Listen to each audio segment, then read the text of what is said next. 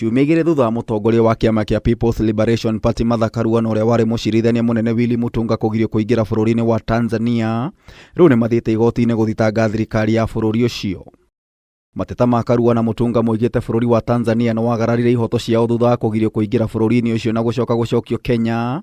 O ni mugaru na matho ma urumwe wa gitaru kia Afrika ya irathiro kuria mathiite hindi ya guthikiririo gwa cira wa mutongoria wa mung'ethaniro kuma Tanzania Tundu Lissu. As per the EAC treaty and the Common Markets Protocol, every East African citizen has the right to enter into any East African community, region and country. We want to hold them accountable through the East African Court of Justice, and that this occurrence does not happen to other citizens from the Republic of Kenya. Riu marenda thirikari ya Tanzania rungu rwa President SAMIA SULUHU gucunga muhera mariho ni kiria moigite ni kigiriko kia meciria na mbeca iria mahuthirite ta tigiti wa ndege na mahuthiro mangi. A country as a nation, we want the government of Tanzania to be held accountable that they detained and deported these individuals for no particular reason. They had not committed any crime that was worthy to deny them entry.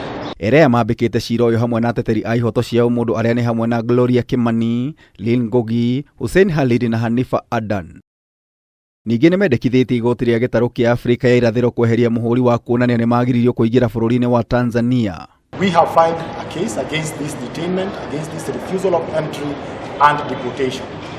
And in this particular case, we have asked the court to issue declaratory orders against this deportation, to also issue compensation for this deportation and the stamps that were made on the passports for the refusal of entry to be cancelled by the United Republic of Tanzania. We thought that as citizens of Jumuiya we were free, but not yet uhuru. I think with this particular case for now, it doesn't have a date. We have just filed it here in Nairobi, and it will be transported, of course, to Arusha, where the court is based. We are therefore looking forward to an expedited hearing to allow the applicants get justice for their refusal of entry into an EAC member state. Kameme TV gikuhe uhoro gitau wa Wanjiku.